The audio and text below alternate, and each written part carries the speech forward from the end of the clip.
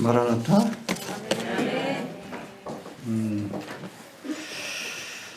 성주 순례가 있는 2주 동안 너무 급박한 일들이 벌어져가지고 주님 오실 줄 알았어요. 아마 이번에 이스라엘이 절제를 안 했으면 마지막에 엘람 지역에 있는 핵시설을 타격을 했으면 아마 곧바로 곡가목 전쟁으로 이어지게 되었을 겁니다. 많은 그 종말론 학자들이 뭐 성경에 명시된 건 아니에요. 이스라엘이 이란의 핵시설을 공격하게 되면 이게 곡가목 전쟁의 가장 결정적인 트리거, 방아쇠입니다. 방아쇠가 될 건데, 여튼 이 곡가목의 군대가 이스라엘을 치고 싶어도 우리 중동의 상황을 보면 알잖아요. 미국이 개입하는 한 할 수 없습니다. 미국이 개입할 수 없는 상황이 단 한 가지밖에 없어요. 변수가 휴거의 사건밖에 없습니다. 많은 분들이 이스라엘이 이란의 핵시설을 공격하고 휴거의 사건이 일어나면 곡가목 전쟁이 일어나게 되고 에스겔 38장 39장에 예언이 성취되고, 그리고 이 전쟁의 끝에 유럽에서 적그리스도가 등장해서 7년간 평화협약을 맺음으로 7년 대화단이 시작될 것으로 보고 있어요. 성경에 명시된 건 아니에요. 근데 대부분의 학자들이 그런 시나리오를 이야기합니다. 거기 근처까지 갔다 온 거예요. 알겠습니까? 우리 사집사님하고 우리 비행기 타고 가다 휴거되는 거 아니냐고. 공중에서 휴거되니까 좀 더 빨리 휴거되지 않겠나. 엉뚱한 얘기 하셔가지고. 그만큼 급박하게 2주 동안 지금 중동의 상황이 큰 변화가 있었다는 걸 우리가 알아야 합니다. 여러분, 이스라엘은 종말의 타이머, 계시기라고 얘기합니다. 해봅시다. 종말의 계시기다. 종말의 계시기다. 우리가 뭐 지구 종말의 시계가 몇 분까지 왔다 그런 얘기하지만 그건 뭐 세상 얘기고, 그거 우리가 확실하게 알려면 뭘 봐야 돼? 이스라엘을 봐야 돼요. 왜냐하면 여러분 7년대 환란의 주제가 또 주역, 또 중심 무대가 이스라엘이기 때문에 그렇습니다. 알겠습니까? 여러분 7년대 환란은 우리에겐 7년대 환란으로 알려졌지만 구약에서는 이것을 하나님께서 허락하신 70일 가운데 마지막 성취되지 않은 한일의 사건, 이게 7년이니까, 혹은 야곱의 환란의 때라고 이렇게 묘사하고 있습니다. 이건 여러분 교회 시대를 위해서 주신 시간이 아니에요. 누구를 위해서? 이스라엘의 회복과 회개의 기간으로 주신 기간입니다. 알겠습니까? 요한계시록도 그걸 얘기해. 그걸 자꾸 우리가 대체신학의 영향을 받아서 거기 나와 있는 뭐 예루살렘이나 이스라엘에 관한 예언의 말씀을 교회로 그렇게 변환을 해가지고 비유적으로 해석하니까 엉뚱한 해석이 나오는 거예요. 그 전에 교회는 사라집니다. 알겠습니까? 이 계시록에 보면 여러분 3장까지 교회에 관한 이야기고 그 다음부터는 교회에 관한 이야기 없어요. 이스라엘이 중심이 되지. 그래서 우리가 종말의 때가 얼마나 가까웠는지 여러 가지 뭐 시대적 징조가 있어요. 전쟁, 지진, 기근, 오녀. 지금 뭐 대만에서 뭐 계속 지진 나고 있죠. 일본도 그렇고 화산도 터지고. 이것도 여러분 종말의 징조 중에 하나지만 요거는 그냥 부가적인 그런 징조고, 주된 징조는 이스라엘의 상황을 보아야 한다. 알겠습니까? 곡가목의 전쟁이 일어난다는 소식은 곧 휴거의 사건이 혹은 7년대 환란이 머지않다는 확실한 징조라고 이렇게 여기셔도 됩니다. 레프트 비하인드라는 소설을 보셨죠? 거기 보면 제일 먼저 그 전쟁에 관한 이야기가 나와요. 저도 처음에 그거 읽을 때 그게 뭔지 몰랐어. 근데 나중에 뭐 근본주의 신학자들이 올려놓은 그런 자료들을 보면서 그게 에스겔 38장 39장의 예언을 묘사한 것이구나. 그렇게 나중에 이해하게 됐습니다. 그래서 대한민국에서 곡가목 전쟁에 관해서 제일 먼저 언급한 것이 우리 블로그예요. 2011년 5월에 블로그 사역을 시작을 했는데 첫 번째 올린 글이 휴거와 재림에 관한 거고 둘째 날 올린 글이 곡가목 전쟁에 관한 거예요. 그거 다시 한번 소개합니다. 똑같이 설교할게요. 얼마나 그때 상황하고 지금하고 유사한가. 너무나 정확해가지고 나도 깜짝 놀랐는데 그 말씀들을 다시 한번 살펴볼 겁니다. 자, 본문 들어갑시다. 자, 오늘은 2011년 블로그 사역을 시작한 지 둘째 날인 2011년 5월 4일, 5월 3일에 블로그 사역이 시작이 됐습니다. 만으로 올해 뭐 14년째 되죠? 13년인가요? 13년 됐네. 자, 작성한 곡감옥에 관한 설교를 다시 한번 소개하고자 하는데 13년 전에 설교한, 아니 여러분 2600년 전에 누구를 통해서? 에스겔 선지자를 통해서 예언하신 곡과 마곡의 전쟁에 관한 말씀인데, 지금 우리 눈앞에 펼쳐지고 있는 시대의 징조들을 우리가 통해서 이 말씀이 얼마나 정확하고 한 치의 오차도 없이 이렇게 실현되고 있는지를 우리가 지금 확인하고 있다는 거예요. 하나님의 말씀은 1.1획도 틀리지 않고 반드시 이루랴. 할렐루야. 그럼 우리가 어떻게 알 수 있어? 예수님의 초림 사건을 통해서 알 수 있어요. 그렇죠? 마찬가지로 재림에 관한, 종말과 재림에 관한 예언의 말씀도 초림의 사건이 역사적으로 문자적으로, 제가 늘 강조합니다. 해봅시다. 역사적으로. 문자적으로 성취된 것처럼 재림의 사건도 해봅시다. 역사적으로 문자적으로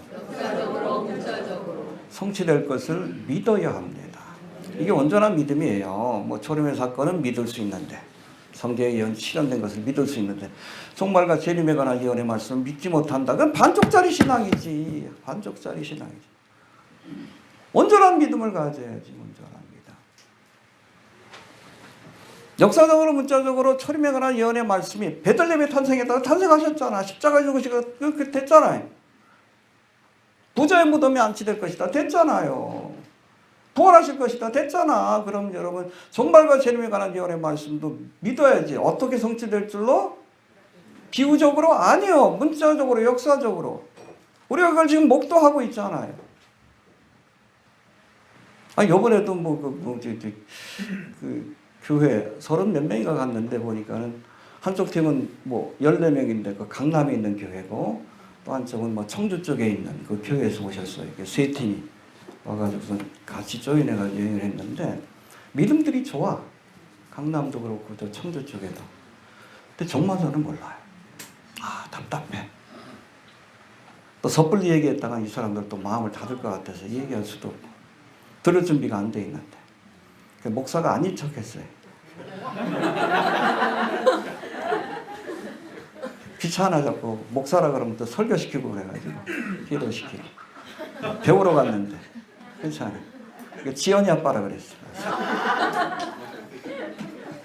여하튼 믿음들이 괜찮아. 우리 가이드 목사님도 뭐 이스라엘에서 이렇게 사역하다가 그 전쟁 나가지고 어쩔 수 없이 이 팀을 이끌고 뭐 비자 문제라든지 요번에 또 뭐 비행기 티켓이 안 돼. 그 문제를 해결하기 위해서 같이 동행을 했는데, 뭐 터키, 그리스, 로마 같은 경우에 현지 가이드들이 있고 그 설명은 그 사람들이 하고 전체적인 통솔을 이 양반이 했는데 성경을 많이 알아. 종말론은 몰라요. 답답하더라고. 전쟁 나는 거 봤잖아. 전쟁이 어떻게 될까요? 했더니 금방 끝나겠죠. 그러죠.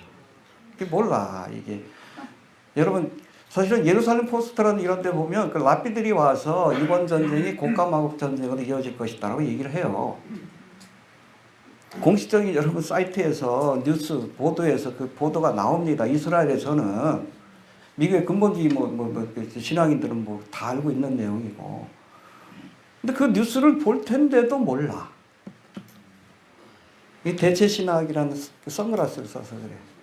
이 역사적으로 문자적으로 성취된다는 것을 인정하지 못하는 거예요. 눈이 가려진 거죠. 눈이 있어도 귀가 있어도 마음으로 깨닫지 못하는 거예요. 뭐 전쟁 끝나면 9월부터는 다시 재개될 거예요. 그렇게 얘기하더라고. 얼마나 상황이 심각한지를 모르는 것 같아요. 믿음은 좋아. 휴거는 됩니다. 면류관은 없어요. 여러분 주의 나를 사모하고 기다리는 자들에게는 휴거도 되지만 기본적으로 의의 면류관을 주신다고 했어요. 할렐루야. 그거 차이점 있는 거예요. 말이 길어지네. 오늘 설교 길어질 것 같아요. 2주 동안 못한 거 다 할게. 자, 아무튼 13년 전에 설계했던 내용이고, 뭐 길게 보면 에스겔이 2600년 전에 예언한 말씀이 너무나 정확하게 하나님이 역사를 주관하시는 거예요. 곡과마곡 전쟁. 13년도만 해도 제가 곡과마곡 전쟁에 대해서 대한민국에서 제일 먼저 소개했는데 그때만 해도 어떻게 터키하고 러시아하고 또 이란이 힘을 합쳐가지고 이스라엘 지나 막연했어. 네. 세 나라 사이가 별로 안 좋았거든.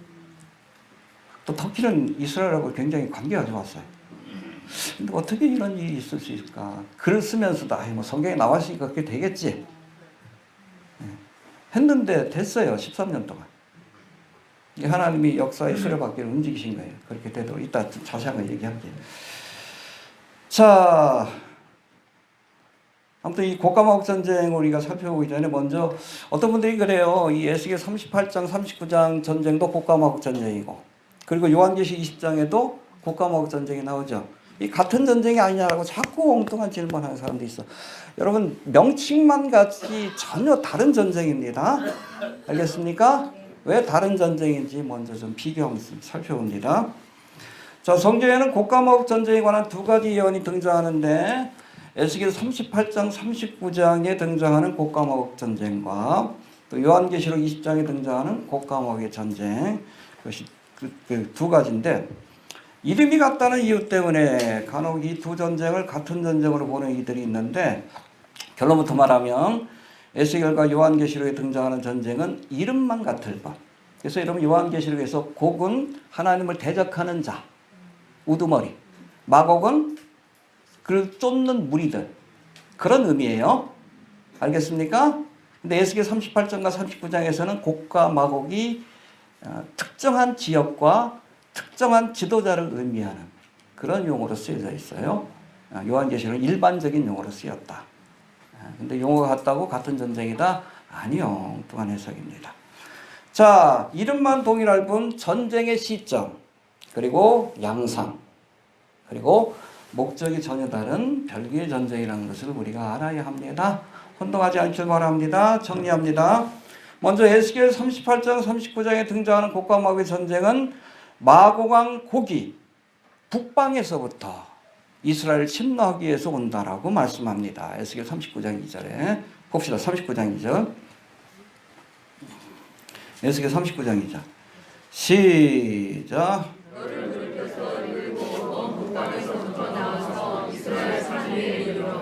네, 북방에서 주력 부대가 북방에서 온다는 거예요. 그 이란하고 터키하고 러시아죠. 다 이스라엘의 북방입니다.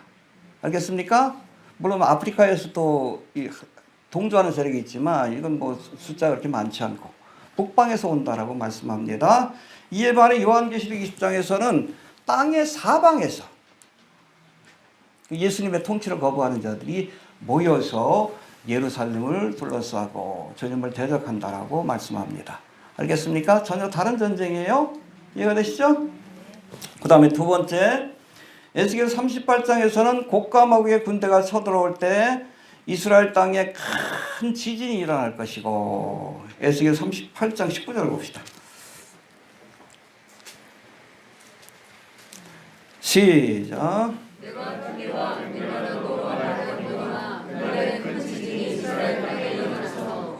예, 1차적으로 하나님께서 힘드십니다. 큰 지진, 이스라엘 땅 전체에, 예루살렘에도 큰 지진이 있을 거예요. 제가 생각하기 그때 아라크사 사원이 무너질 것 같아요. 그래야 거기다 여러분 성전을 짓죠. 이해가 되시죠? 큰 지진이 나고, 이것뿐 아니라 보니까 38장 22절 봅시다. 22절. 큰 지진과 함께 시작.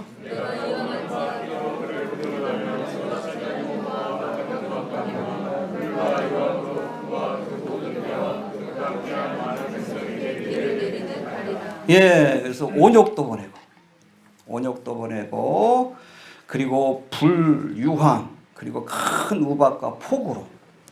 이게 이스라엘이 싸울 일이 없어요. 하나님이 저들을 물리치시는 겁니다. 할렐루야. 이에 반해서 여러분, 요한계시록 20장에서는 이건 단순해. 지진도 없고 뭐 아무것도 없어요. 온역도 없고 그냥 하늘에서 불이 내려와서 싹 살라버려. 그리고 끝이야. 이해가 되시죠? 전쟁의 양상이 완전히 달라요. 이해가 되시죠? 다른 전쟁이라서 그래요.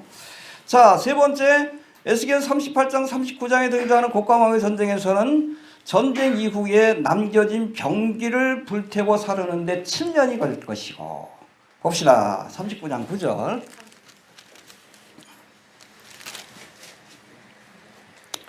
시작.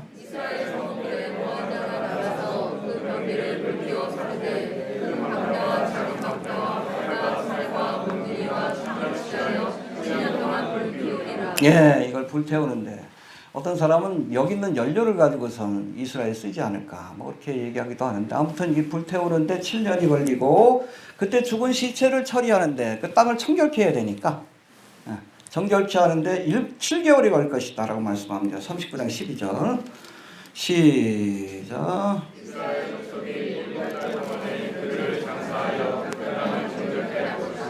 근데 요한계시록 20장의 곡감학전 이 과정이 없어요. 그냥 불러 세우고 태워버리고 그 다음에 곧바로 백보자 심판.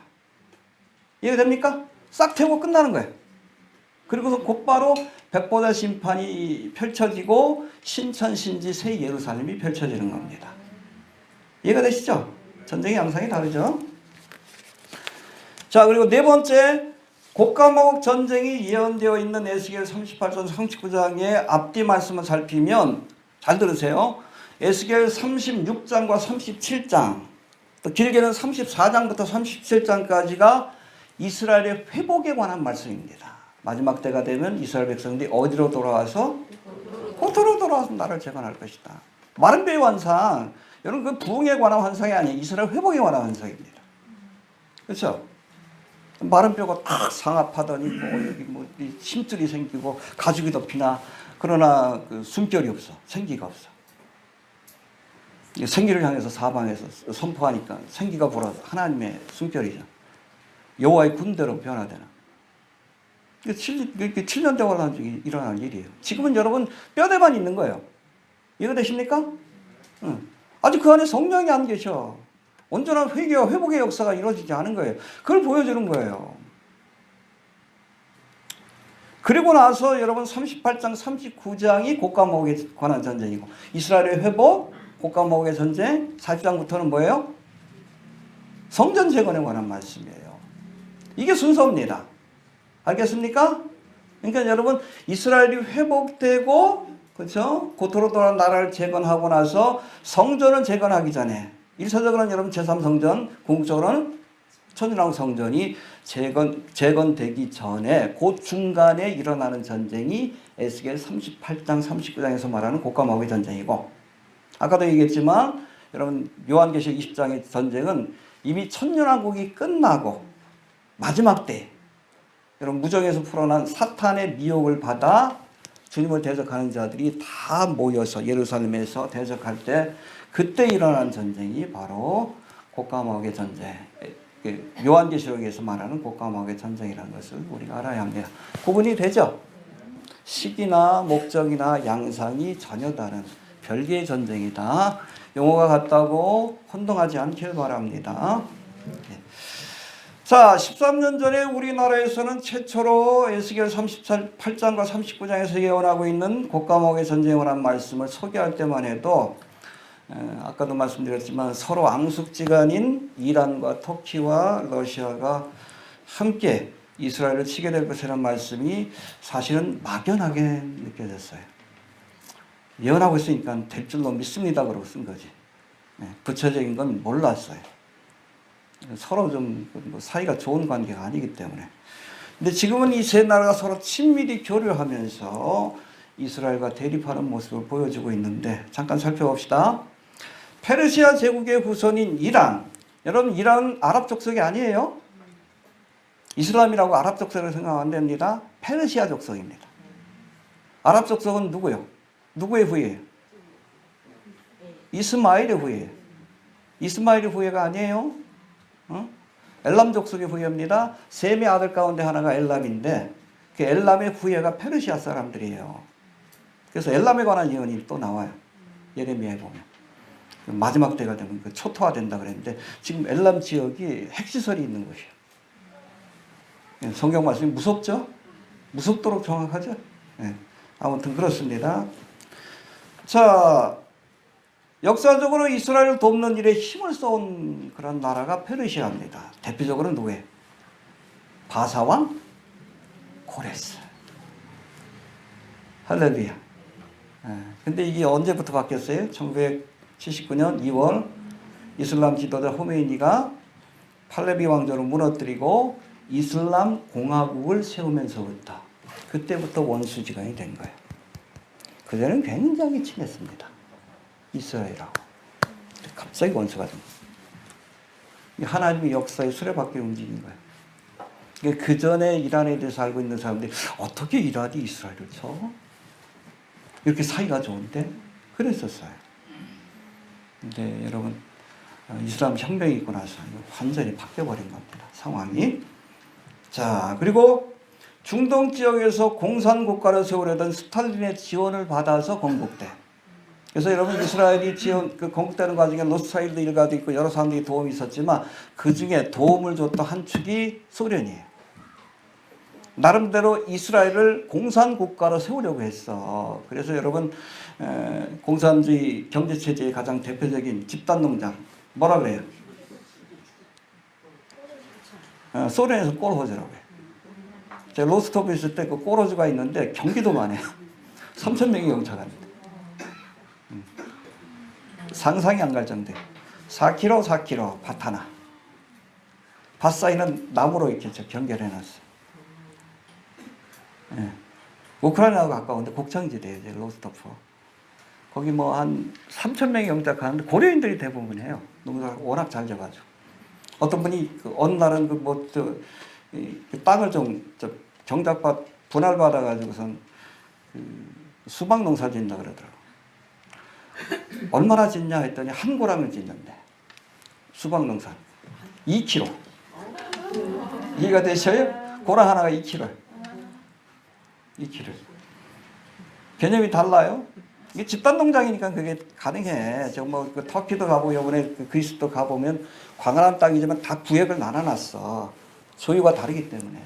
근데 그 구역 자체가 없어. 공산주의 국가니까. 그걸 그대로 갖고 온 게 꼴로지예요. 이해가 되십니까? 네. 경제공동체. 이 공산주의 사상입니다. 공산주의 경제체제라고 보시면 돼요. 아무튼 이렇게 해가지고 처음에는 굉장히 좋았어요. 그러다 1967년 이집트를 또 소련이 지원하고 있었는데 이집트를 막 이스라엘이 치고 그러면서 관계가 안 좋아졌어요. 관계가 안 좋아지더니 이제 1991년 소련이 붕괴하고 러시아로 재편되면서 많은 러시아계 유대인들이 어디로 돌아옵니까? 이스라엘로. 그 중에 하나가 막심 선교사예요. 그러니까 지금 이스라엘 땅에 유대인이 한 600만 명 되는데, 800만 명 되는데, 그 중에 그 아랍 사람을 제외한 600만 명. 근데 한 200에서 300만 명이 러시아계 유대인이에요. 전 세계적으로는 1600만 명 얘기합니다. 근데 이스라엘 땅에 있는 사람들은 600만 명밖에 안 돼. 가장 많은 곳이 어디예요? 유대인들. 미국이에요, 미국. 800에서 1000만까지도 얘기를 합니다. 이 사람들 돌아와야 돼. 지금 여러분 미국 땅에서 계속 안티세미티즘 계속 학생들 막 데모하고 그러죠. 하나님이 역사를 움직이시는 거예요. 그래야 돌아오는 거예요. 그래야 돌아오는 거예요. 러시아는 살기 힘드니까 좋은 나라 오겠다고 온 거예요. 여기 살기 좋으니까 전쟁 나는 나라에 누가 올라가요. 근데 여기서 핍박이 시작이 되면 돌아올 겁니다. 하나님 역사의 수레바퀴 움직이고 있다. 그렇게 보시면 됩니다. 아무튼 무슨 얘기하다 그랬지? 아무튼 러시아계 유대인들이 이주를 해오고 또 중동 지역의 영향력을 확대하려고 하는 푸틴의 야망. 왜냐하면 중동 지역을 확보해야 세계의 짜르가 됩니다. 세계의 지도자가 되는 거예요. 그 꿈을 누가 갖고 있어요? 푸틴이 갖고 있는 거예요. 푸틴의 야망으로 인해서 그동안 이스라엘과 러시아가 굉장히 친밀한 관계를 유지했습니다. 그러다가 우크라이나 전쟁이 발발하고 두 사이가 소원해지더니 최근엔 이스라엘이 러시아와 군사동맹을 맺고 있는 이란과 충돌하면서 관계가 급격히 악화되고 있습니다. 그렇죠? 하나님 역사를 움직이시는 거예요? 싸우게 하시려고? 이해가 되시죠? 자, 터키는 잘 들으세요. 매년 이스라엘에서 학생들이 수학여행을 갈 정도로 가까운 나라였어요. 가보니까 참 좋더라고, 거기. 터키. 우리나라 한 8배 된다는데, 산도 있고, 바다도 있고, 계곡도 있고, 지금도 산에 눈이 덮여 있어요. 얼마나 높으냐? 한 3,000m 되고 그러니까. 아주 장관이에요, 터키는. 지역적으로 굉장히 장관이에요. 무슨 얘기하려고 그랬지? 매년 수학여행 갈 정도로 친밀한 나라였지만, 잘 들으세요. 2016년 에르도안이 군사 쿠데타를 진압하고 이슬람화를 진행하면서, 그 당시에 여러분 군부에서, 이 군부 같은 경우에는 친서방이에요. 근데 에르도안이 친이슬람 쪽으로 가니까 쿠데타를 일으키려고 했어요. 근데 실패했지. 누구 때문에? 러시아가 정보를 줬어. 그러고 나서 굉장히 가까워졌어요. 아무튼 그거 이후에는 이슬람화를 진행하면서, 왜 이슬람화를 진행합니까? 에르도안이 죽을 때까지 해먹으려고. 술탄으로서. 이게 보니까는 터키의 98%가 이슬람 사람들이에요. 이슬람 사람인데, 우리는 골목마다 뭐가 있어? 교회가 있지. 거기는 골목마다 이슬람 사원이 있어요. 시끄러. 그러고 시간만 돼. 시끄러 죽겠어. 징글징글 맞아. 98%가 이슬람이라 그러니까. 또 거기서 그리스로 넘어가니까 거기 98%가 정교해요. 거기 종소리가 울려. 조금 다르지, 분위기가. 여하튼 그렇습니다. 아무튼 이슬람화를 진행하면서 관계가 소원해지더니, 최근에 하마스 테러 사건 이후 터키가 이스라엘을 비난하면서, 그러니까 여러분 이슬람의 종주국을 자처하는 거예요. 오스만 터키 제국의 영광을 회복하겠다고 이름도 터키에서 튀르키예로 바꾼 겁니다. 오스만 터키 시대 때 예루살렘을 정복했었거든. 오스만 터키의 한 도시가 예루살렘이었어요. 그래서 최근에 에르도안이 예루살렘은 우리 도시다 라고 하면서 적대적인 정책을 펼치고 있습니다. 13년 사이에 일어난 일이. 이해가 되시죠? 왜 터키가 이스라엘 치는지 우리가 그걸 알아야 합니다. 이슬람화가 진행되면서 이런 일들이 지금 노골화되고 있다라고 보시면 돼요. 또 국가목의 주역인 이란, 터키, 러시아 가운데 사실 터키와 러시아는 굉장히 사이가 안 좋아요. 국경을 이렇게 맞대고 있으니까 서로 싸움을 많이 해서 전쟁도 많이 하고 안 좋아. 우리하고 누구처럼? 일본처럼 결혼지간이요. 가깝고도 먼 나라인데, 근데 사이가 갑자기 좋았어. 아까도 말씀드렸죠. 2016년 에르도안이 군부 쿠데타로 물러가기 직전에, 그때 러시아가 정보를 줘가지고 정권을 유지할 수 있었기 때문에 그때부터 아주 급속히 가까워졌어요. 북하면 터키하고 에르도안하고 푸틴하고 대화하고, 또 이란 세 나라가 모여가지고 지금 중동 사태에 있어서는 한 목소리를 내고 그런 모습들을 보여주는데, 그것이 지난 13년 동안 이루어진 일이다라고 보시면 됩니다. 오래전부터 그런 일이 된 게 아니에요? 제가 2011년에 이 얘기할 때는 과연 그렇게 될 수 있을까라고 생각했는데, 13년 사이에 세계 정세가 이렇게 급변하고 있다. 그건 뭐예요? 하나님이 역사의 수레바퀴 움직이고 있는 거예요. 하나님 컨트롤 하시는 겁니다. 왜? 종말의 때 성경에 관한 예언의 말씀을 실현하기 위해서 하나님이 중동의 상황, 세계의 역사를 움직이고 있다. 그렇게 보시면 됩니다. 알겠습니까? 자, 이제 13년 전에 소개했던 국가목 전쟁을 한 말씀을 다시 살펴봅니다. 조금 몇 가지만 제가 수정했어요. 거의 본문하고 같습니다. 그때 용어라는 내용 좀 잘못된 게 있어가지고. 자, 바벨론의 제2차 유다 침공 당시 포로로 잡혀갔던 에스겔은 포로가 된 지 5년째 되던 해인 BC 593년 하나님으로부터 선지자의 소명을 받고 이스라엘을 위해 예언하는 사명을 감당하게 됩니다. 그래서 에스겔서의 주제는 뭡니까? 이스라엘의 회복입니다. 회복입니다.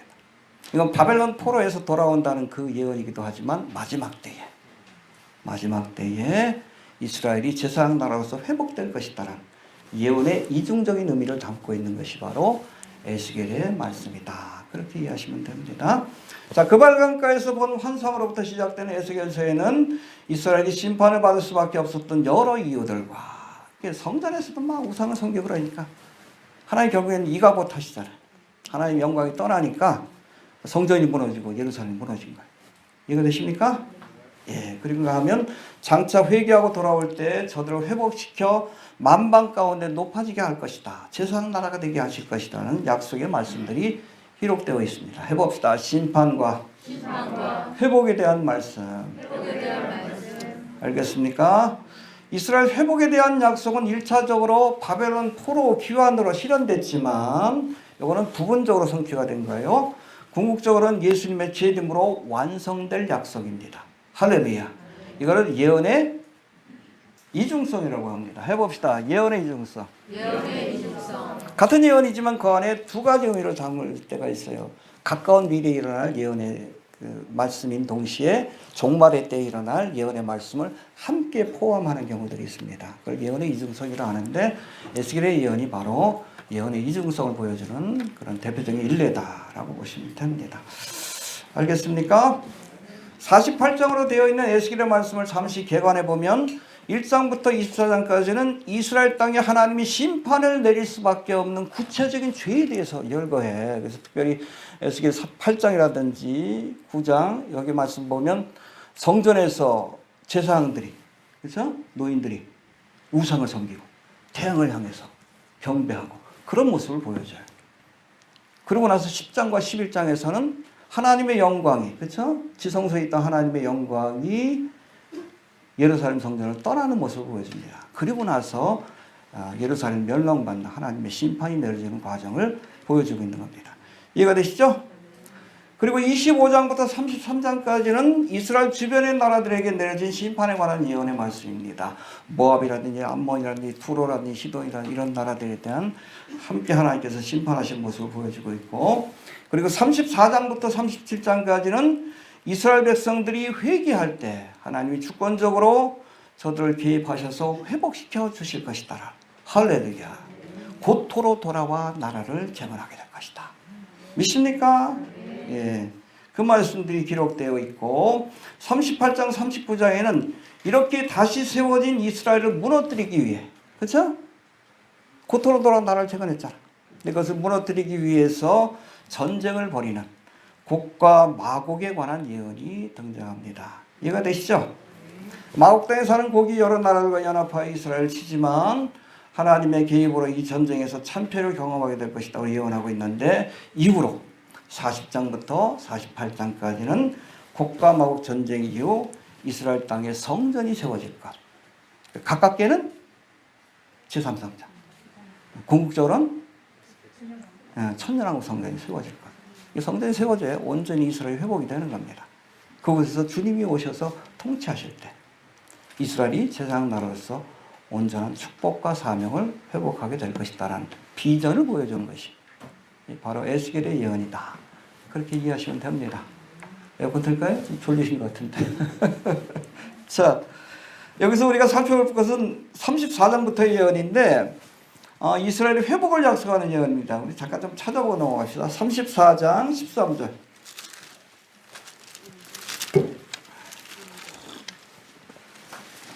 에스겔 34장 13절.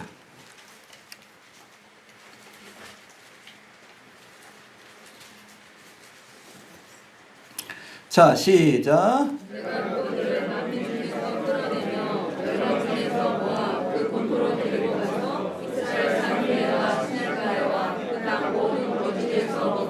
예, 이스라엘이라는 양떼를 만방에서 끌어내어 본토로 돌리시겠다. 할렐루야.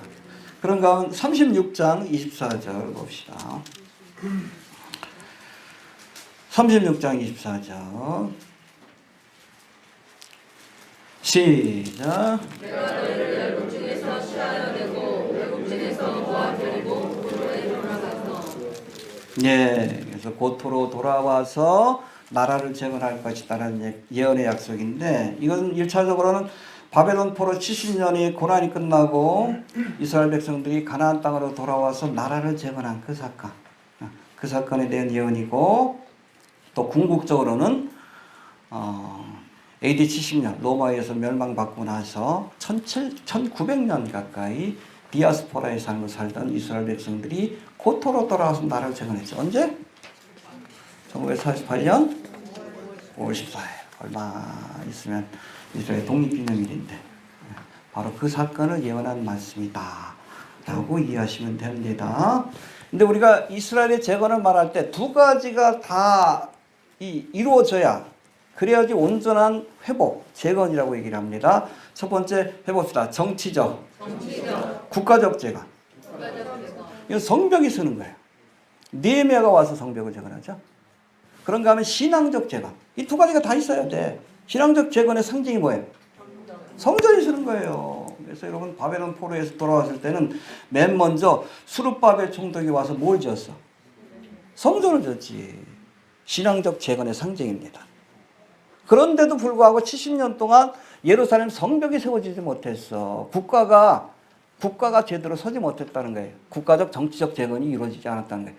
그런데 70년 만에 누가 왔습니까? 느헤미야가 와서 여러분 52일 만에 예루살렘 성벽을 재건함으로 신앙적 재건과 그리고 국가 정치적 재건이 함께 이루어지게 된 겁니다. 할렐루야. 근데 2차 대전 이후 여러분 유엔에 의해서 결국에는 이스라엘 백성들이 고토로 돌아와 이제 나라를 재건했잖아요. 5월 14일에. 이거 여러분 정치적 국가적 재건입니다. 근데 아직 재건되지 못한 게 뭐예요? 성전이 재건되지 못하는 거예요. 그러니까 오매불망 그걸 좀 기다리고 있는 거예요. 그 나라. 이거 되십니까? 여담이지만 여러분 하마스가 테러 일으킬 때 10월 7일 날 명분이 뭐였어? 불구나무서예요. 불구나무서. 6월절에 불구나무서 저거 하면 거기다가 성전 짓는다는 얘기니까 그걸 명분으로 삼았는데 6월절에 불구나무서 태우는 일 했습니까? 안 했어요. 그 가짜 정보예요. 하마스가 일부러 이스라엘 치기 위해서 거짓말한 거예요. 준비는 되어 있지만 6월절에 한다는 그 정보 자체가 거짓된 정보예요. 명분으로 삼기 위해서. 여하튼 성전 재건이 아주 임박했습니다. 누가 해줄 것 같아? 코카마국 전쟁 이후에 적그리스도가 아마 성전을 재건하도록 이렇게 후원하는 역할을 하게 될 겁니다. 그럴 때 많은 유대인들이 이 적그리스도를 메시아로 착각하게 될 거예요. 여러분 유대인의 전승에 두 가지가 있어요. 메시아가 오면 성전이 세워진다. 또 두 가지는 성전이 세워지면 메시아가 온다. 두 가지 전승이 있습니다. 적그리스도가 성전을 세워준다고 했을 때 많은 유대인들이 그들이 기다리던 메시아로 착각하겠죠. 그러다가 3년 반 만에 성전에 자기 우상을 세우고 병백을 강요할 때 가짜구나. 그걸 깨닫게 될 겁니다. 알겠습니까? 예. 아무튼 그렇습니다. 자, 그리고 38장에 소개되고 있는 나라의 이름들 한번 살펴봅시다. 2절 한번 봅시다. 38장 2절. 고가막 전쟁에 등장하는 나라들. 시작.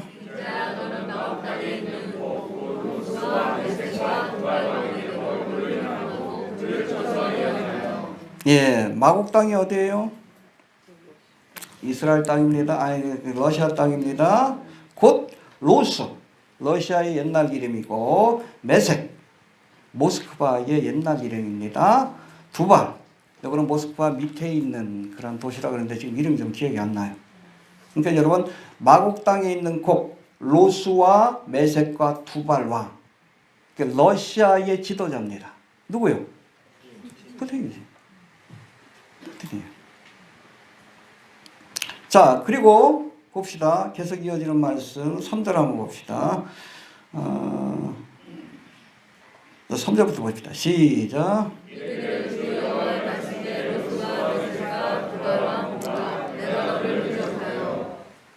예, 4절.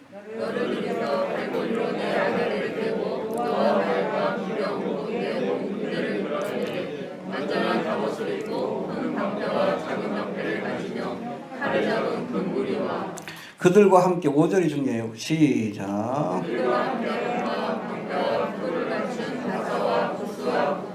예, 바사는 어디예요? 페르시아예요. 페르시아. 이란 땅입니다. 그 다음에 구스는 이디오피아 혹은 수단. 두 나라를 다 포함할 수도 있어요. 지금 아주 러시아하고 굉장히 가까워요. 수단 같은 경우에. 그 항만을 러시아한테 빌려줄 정도로 굉장히 가깝습니다.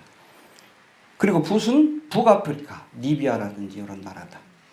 근데 흥미로운 것은 이 지역 다 여러분 이슬람 지역이에요. 특징을 갖고 있어요. 이란도 마찬가지고. 그리고 6절 봅시다. 시작.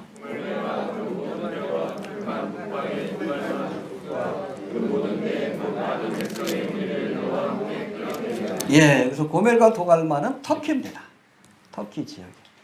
러시아, 이란, 터키가 주력 부대가 되고 북아프리카 그리고 이디오피아, 수단이 함께하는 그런 전쟁이 바로 고카마우의 전쟁이다. 이렇게 이해하시면 됩니다. 그리고 또 북아프리카 나라들도 그렇고 그리고 수단하고 이디오피아도 러시아하고 터키하고 관계가 급속하게 좋아지고 있습니다.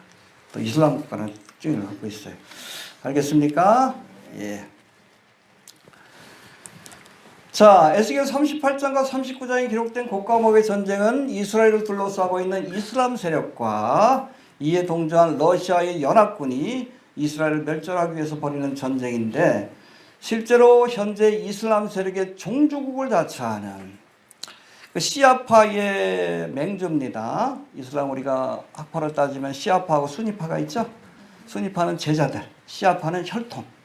그렇게 보시면 됩니다. 수니파의 종주국은 사우디, 거기 메디나하고 메카가 또 있고 시아파의 종주국은 이란. 그래서 여러분 시아파의 종국인 이란은 사실은 메카와 메디나보다 예루살렘을 더 중요시 여겨요. 그 예루살렘을 차지하기 위해서 애쓰는 겁니다. 이해가 되시죠? 예. 자, 실제로 현재 이슬람 세력의 종족을 자처하는 시아파의 종족입니다. 이란은 이스라엘을 지도 속에서 사라지게 할 것이다 라고 공언하고 있습니다. 2011년도에도 그랬고 지금도 마찬가지. 왜 핵무기를 개발해? 이스라엘 멸절시키기 위해요. 1차적으로. 그 다음에 유럽하고 미국. 이 사탄 마귀의 집단이라고 하잖아. 성전이라고 표현합니다. 홀리워라고 표현합니다. 여러분 이슬람 정권이 무너지기 전에는 이런 계획들이 계속 진행이 될 거예요. 자, 이란이 이스라엘과 전쟁을 벌이게 된다면 현재 이란과 누가 군사동맹을 맺고 있죠? 러시아. 우크라이나 전쟁 때 뭐 드론도 보내주고 굉장히 사이가 좋아졌잖아. 군사동맹을 맺고 있는 러시아는 원튼 원치 않든 이 전쟁에 끌려 들어가게 될 거예요. 북한이 치면 누가? 미군이 자동적으로 개입하는 거죠. 이란과 이스라엘 전쟁을 일으키면 러시아는 원튼 원치 않든 이 전쟁에 끌려 들어갈 수밖에 없습니다. 그래서 여러분 3절 4절에 보면 로스와 메섹과 투발한 고가 내가 너를 대적하여 너를 돌이켜 갈고리로 내 아가리를 끼워서 억지로 끌려가는 거예요. 낚싯바늘에 끼어가지고 끌려가듯이. 왜? 이란이 전쟁하니까 할 수 없이. 그러다가 여러분 이스라엘 땅에서 죽는 거예요. 러시아가 패망의 길을 가게 되는 겁니다. 이해가 되시죠? 예. 자, 이란이 주축이 된 이슬람 세력과 이스라엘이 전쟁을 벌이게 된다면 이란과 군사동맹을 맺은 러시아는 어쩔 수 없이 이 전쟁에 가입하게 될 것입니다. 또 13절에 보면 13절 한번 봅시다. 38장 13절. 시작. 수고와 너희 땅과 다시의 성도와 그 자리에 이르기를 내가 찾아서 왔느냐 내가 내 우리를 모아 노력하고자 하느냐 금과 금을 빼앗으며 짐승과 재물을 취하여 물건을 크게 약탈하고자 하느냐 내가 하셨다 하라. 여기 스바와 드단과 다시의 상고가 이스라엘을 돕지는 않아. 그렇지만 고카마우의 이스라엘 침략하는 고카마우의 군대를 비판하는 그런 입장에 서게 됩니다. 스바와 드단이 어디죠? 사우디아라비아예요. 즉 관계를 개선하기 위해서 애쓰고 있잖아요. 이스라엘하고. 왜냐하면 네옴시티라든지 빈살만이 하려고 하는 그 계획을 실현하기 위해서는 이스라엘과 평화협정을 맺는 것이 너무나 중요해. 이스라엘 편에서도 중요하지만 그러니까 전쟁이 빨리 끝나길 좀 바라지. 네옴시티는 돈이 없어가지고 저거 하잖아. 근데 전쟁을 한다 그러면 투자를 유치해가지고 해야 되는데 누가 투자해 전쟁 나는데. 어찌하든 이 관리하기 위해서 애쓰고 있어요. 바이든도 마찬가지고. 요번에 어찌됐든 이스라엘이 치려고 하는 거 마지막에 막은 이유도 바로 거기 있는 거고 사우디도. 근데 러시아가 이스라엘 친다 그러니까 고카마우의 군대가 스바드다는 심각해지지. 비판하는 거. 왜 그래 너희들 왜 그래 그러는 거야. 그리고 스바드단 그리고 다시스의 상고와 그 부자들 해봅시다. 다시스의 상고와 그 부자들. 다시스가 어디? 여러 가지 학설이 있어요. 여러분 다시스는 그 당시 욥기에도 나오죠. 욥기가 아니까 어디지? 요나서에도 나오지만 다시스는 이스라엘에서 가장 먼 땅끝으로 여겨졌어요. 그래서 이것이 스페인이다 라는 학설과 영국이라는 학설 두 가지가 있습니다. 그래서 여러분 사도 바울이 사도행전에 보면 28장까지 나와 있는데 1차, 2차, 3차 전도 여행까지 나와 있죠. 그리고 로마로 고성됐는데 그러고 나서 잠깐 풀려나서 4차, 5차 선교 여행을 하고 다시금 붙들려서 로마에서 순교 여행을 가는 거예요. 그래서 5차 선교 여행은 사도 바울이 땅끝으로 왔어요. 어디? 스페인까지 갔어요. 그 흔적이 지금도 남아 있습니다. 아무튼 그 당시에 이 뭐 스페인 혹은 영국이 그렇게 땅끝으로 이랬는데 다시스로 알려진 그런 지역이다라고 보시면 됩니다. 자, 예로부터 스바 드다는 육로를 통해서 장사에 능한 자들입니다. 그렇죠? 아라비아 사람들. 그런가 하면 다시스는 해상을 통한 장사에 능통한 자들이었는데 이들이 이스라엘과 전쟁을 벌인 고가 마옥의 군대를 비판한다라고 말씀하고 있습니다. 근데 여기 10번대로 보면 해봅시다. 다시스의 상고와 그 부자들. 킹제임스 버전에 보면 이 구절이 다시스의 상인들과 그곳의 젊은 사자들이라고 되어 있어요. The merchants of Tarshish with all the young lions라고 되어 있어요. 여러분 이 다시스를 영국으로 본다면 영국의 인장이 뭐예요? 사자지. 이 젊은 사자는 뭐예요? 한때 영국의 지배를 받았다가 독립한 나라. 어디죠? 대표적인 미국이지. 미국 캐나다 뭐 호주 같은. 그렇죠? 다시스의 상고와 그 부자들이 이 전쟁을 비판하게 될 것이다. 근데 사실은 미국은 개입해야 되는 상황인데 개입을 안 하죠. 비판만 하지. 왜 그럴까? 개입할 수 없는 상황이 오는 거예요. 그건 뭐 하나밖에 없어요. 휴거의 사건밖에 없습니다. 그래서 시나리오가 그렇게 아까 얘기했듯이 이스라엘이 이란에 핵설을 치면 그 다음에 휴거의 사건이 일어나고 휴거의 사건이 일어나서 다시스의 부자들인 상인들인 미국이 개입할 수 없는 상황이 오게 되는 미국하고 뭐 유럽연합이 개입할 수 없는 상황이 오면 고가마국의 군대가 이 기회를 틈타서 이스라엘을 치는데 하나님의 일방적인 역사로 저들이 멸망의 길을 가게 될 것이다. 그것이 여러분 성경의 시나리오입니다. 그것이 끝나면 적그리스도가 등장해서 7년간의 언약을 맺음으로 7년 대환란이 시작이 된다. 알겠습니까? 거기 가기 직전에 하나님께서 멈추신 거예요. 멈춰라 그러신 겁니다. 그러나 언제든지 일어날 수 있습니다. 알겠습니까? 그렇다면 여러분 7년 대환란 이끄는 전쟁을 알려졌는데 에스겔 38장 39장 왜 하나님께서 7년 대환란 이전에 이 고가마국의 전쟁을 기획하셨을까?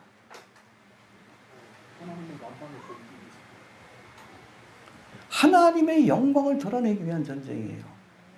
알겠습니까? 어떤 하나님? 이스라엘의 하나님. 이스라엘의 하나님. 그게 왜 중요해요? 7년 대환란 때는 누가? 이스라엘이 선교의 주체가 되기 때문에 그래요. 이해가 되시죠? 그러니까 이스라엘이 하나님이 참 하나님이라는 걸 보여줘야 돼. 알라가 아니라 푸틴이 아니라 이스라엘의 하나님이 참 하나님이다. 홍해 사건하고 똑같아.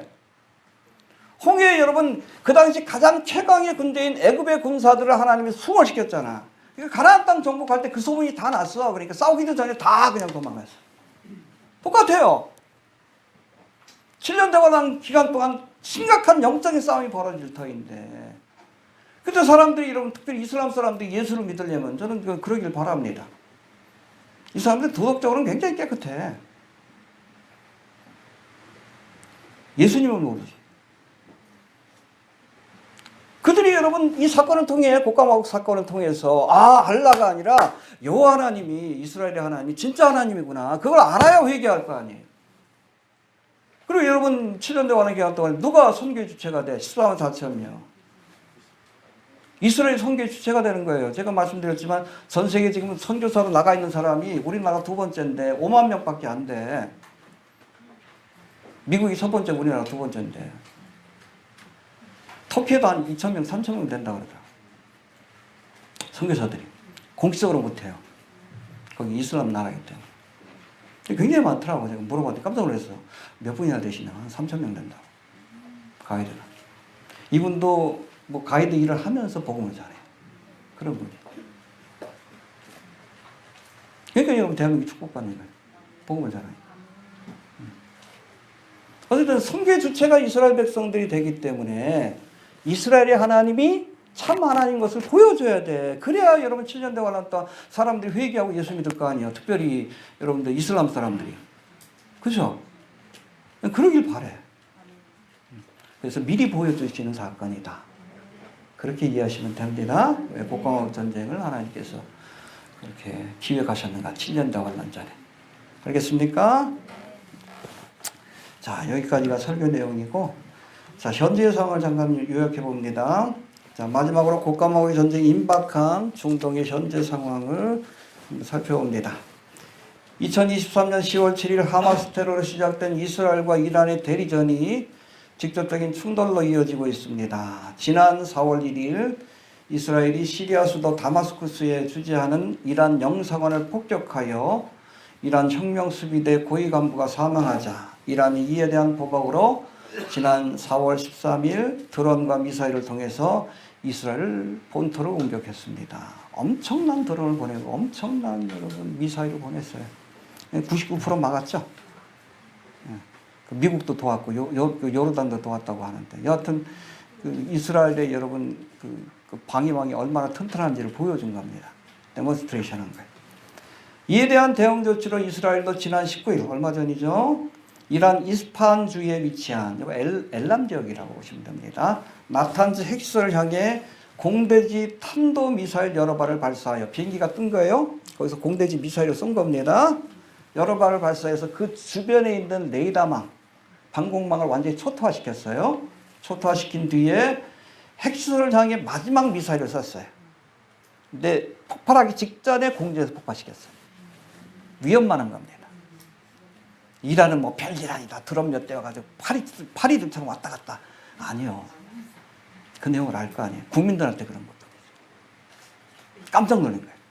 그 다음 날에가 레이더 기지도 다시 교체하고 복구 작업을 했는데 언제든지 이스라엘이 원하면 핵시설을 파괴할 수 있다는 것을 무력 시위를 한 거예요.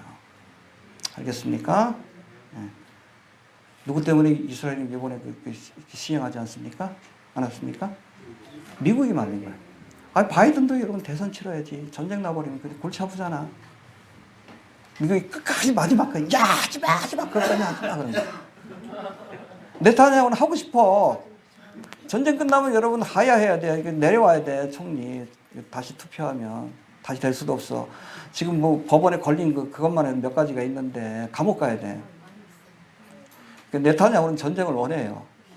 이번 전쟁도 일찍 안 끝날 거예요. 헤즈볼라하고 또 이렇게 해가지고 한 몇 년 끌려고 할 거예요. 네타냐후의 계획입니다. 여하튼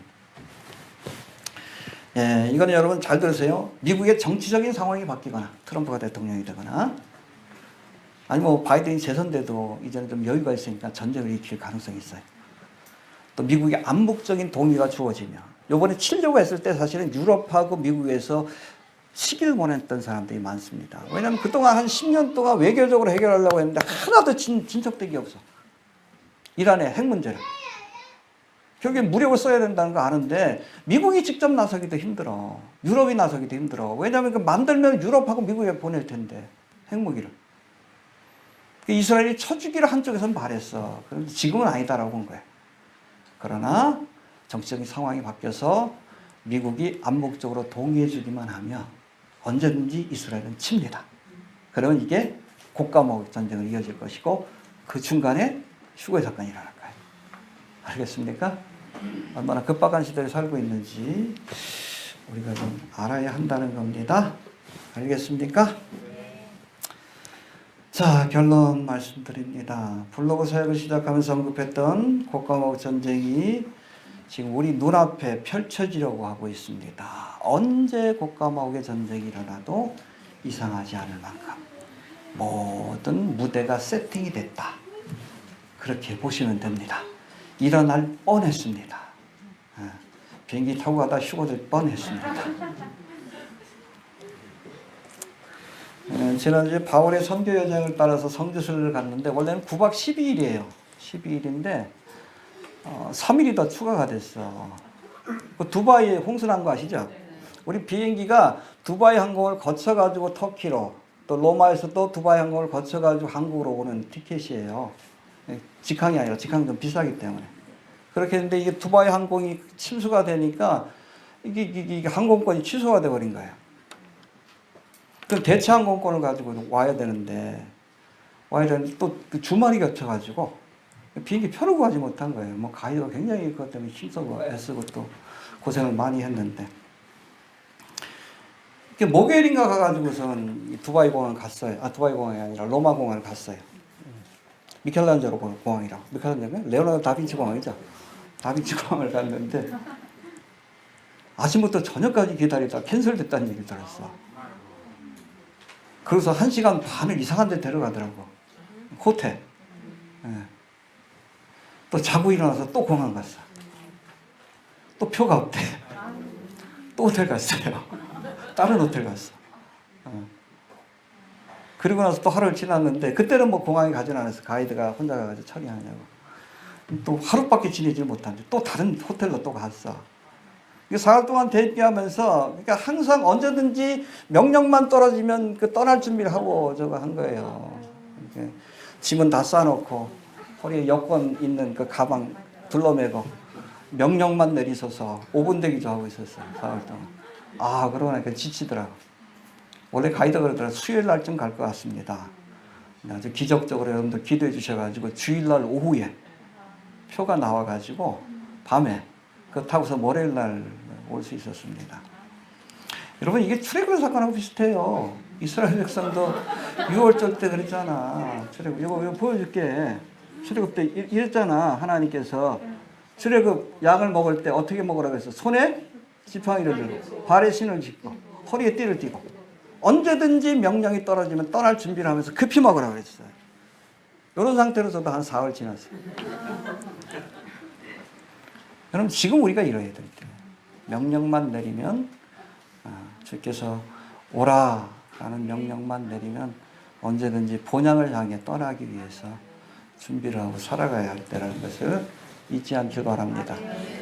기억하세요? 머릿속에 팍 새겨놓고 우리가 이렇게 살아가야 한다. 그만큼 지금 언제 하나님의 명령이 떨어질지 모르는 휴거의 사건이 일어날지 모르는 급박한 시대를 살고 있다는 것을 깨달을 수 있게 되길 바랍니다. 자다가 준비합시다. 그동안 열심히 신앙생활하던 멀어진 분들도 계시는데 우리 인터넷 통해서 예배하는 분들도 생각보다 급박하게 돌아갑니다. 저도 그래. 이번에 좀 답답하더라. 글을 올릴 수도 없고. 너무 상황이 아주 급변하는데 내가 긴장이 되더라고. 야 이거 치면은 끝인데 그건 알고 있었거든요. 이스라엘이 마지막 순간에 저거 해가지고 하나님 좀 시간을 주시나 어찌됐든 아주 급박하게 돌아간다는 걸 깨닫게 되었는데 여러분 지금 우리가 때를 알아야 돼요. 철없다라고 얘기하죠. 지금이 뭘 해야 될지를 모르는 사람이 철없는 거예요. 제가 같이 갔던 그 팀들 보면 철이 없어. 지금 뭘 해야 될지는 몰라. 은퇴 생각하고 있고 또 교회 건축 생각하고 있고 엉뚱한 생각을 해요. 아니요. 지금은 언제든지 부르시면 떠날 준비를 해야 될 때입니다. 전도서의 그 3장인가 보면은 하나님 말씀하신 지혜 가운데 하나가 때를 하는 지혜. 날 때가 있고 죽을 때가 있고 먹을 때가 있고 먹는 것을 금할 때가 있고 즐길 때가 있고 슬퍼할 때가 있고 그 때를 아는 것이 지혜입니다. 자다가 깰 때가 되었습니다. 요렇게 살아가세요. 다 짐 싸놓으시고 알겠습니까? 언제든지 부르시면 간다. 5분 대기 저의 마음을 가지고 살아갈 수 있는 우리 삶이 좀 될 수 있길 바랍니다. 잠깐 한번 기도합니다. 통성으로 기도합니다. 하나님 은혜를 감사합니다. 주의 오심이 임박한 마지막 때입니다. 정말에 많은 성경의